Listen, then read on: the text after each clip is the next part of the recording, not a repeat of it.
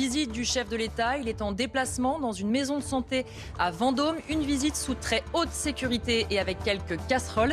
Tous ont été tenus à bonne distance. Interdiction de pénétrer dans un périmètre de protection avec un dispositif sonore amplificateur de son selon un arrêté préfectoral. Le président de la République, les Français en attendent beaucoup. C'est lui qu'ils ont élu. Ils n'ont pas élu le Premier ministre ou les ministres. Et donc, en disant « j'aurais dû mouiller ma chemise un peu plus », ça démontre la faiblesse de son gouvernement. Dialoguer, aller au contact, c'est ce que demande Emmanuel Macron dans une lettre adressée à ses troupes un an après sa réélection.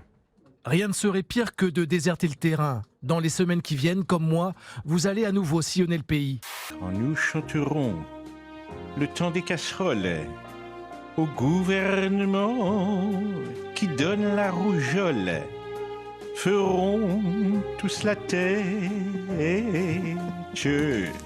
Ils sont accueillis par des casseroles, apostrophés lors de cérémonies et même bloqués dans un train.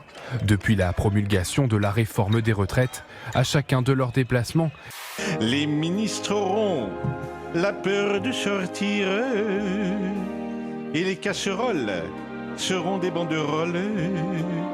On a l'impression qu'il fait aujourd'hui l'explication de la réforme qu'il aurait dû faire avant. C'est un contre-temps. Je ne crois pas. Mais vous savez, le président est sur le terrain et je préfère 1000 fois, puisque vous avez repris ce terme tout à l'heure, je préfère 1000 fois un président chahuté plutôt qu'un président planqué. Et puis hier, c'est le ministre de l'Éducation qui était en déplacement à Lyon. Il a vu sa visite fortement perturbée et remaniée et surprise à son retour à Paris. Un cortège de manifestants l'attendait. Ils l'ont empêché de descendre du TGV.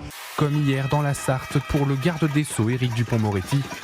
Tout cela est évidemment condamnable et je vais continuer évidemment à me déplacer de façon régulière parce que je suis un ministre de terrain.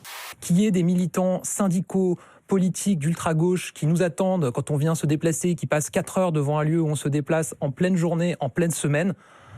Écoutez, on n'a pas... Vous dites quoi, c'est pas la vraie France, pas celle qui travaille ? On n'a pas attendu d'entendre des casseroles pour écouter les Français et pour entendre les Français. Les gens qui manifestent aujourd'hui leur opposition, ils s'amusent pas. Ils auraient mieux à faire que d'aller à l'endroit où le ministre vient pour son déplacement. Gros, mais bien évidemment que c'est une France qui bosse. Il y a les casseroles et puis il y a ceux qui les tiennent. Et ceux qui le tiennent, c'est ceux qui font tourner le pays. J'ai du mal, et je pense que beaucoup de Français ont du mal également, à croire qu'il puisse faire en 3 mois, donc en 100 jours, ce qu'il a été incapable de faire en 6 ans. À peine lancée, déjà suspendue, l'opération Wambouchou à Mayotte est sur pause jusqu'à nouvel ordre. La justice a suspendu dans la nuit la démolition d'un bidonville dans le quartier de Talus 2 Magicavo, car impossible de détruire ces abris sans fragiliser d'autres habitations.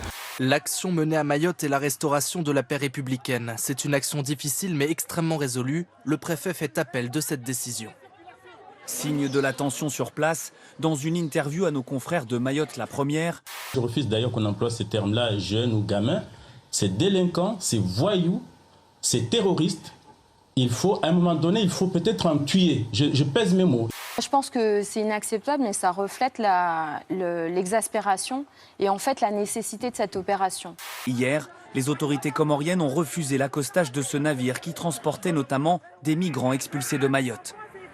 Il a dû faire demi-tour, les Comores évoquant des travaux sur le port. Aux États-Unis, Joe Biden est candidat à sa réélection en 2024. C'est confirmé. Il l'a annoncé lui-même il y a quelques minutes sur les réseaux sociaux. Kev Adams se défend après la diffusion d'une enquête de Mediapart sur le film d'animation Plush. L'humoriste dit avoir seulement fait la promotion de ce projet participatif. Comme d'autres célébrités en 2022, il a proposé à ses abonnés d'acheter des NFT en forme d'ourson virtuel à 1 250 € l'unité. À la disparition de François Léotard à l'âge de 81 ans, l'ancien patron de l'UDF avait été ministre de la Culture entre 1986 et 1988, puis ministre de la Défense d'Édouard Balladur. Ça va lui valoir des ennuis judiciaires et pas des moindres. L'affaire Karachi, ça vient de là. François Léotard, il sera condamné dans le volet financier de cette affaire Karachi à 2 ans de prison avec sursis et a eu une amende. Plus de 500 internautes y ont cru et ont investi 1,5 million d'euros. Mais depuis, aucune nouvelle, le projet est à l'arrêt. Aujourd'hui, plusieurs investisseurs envisagent des actions en justice.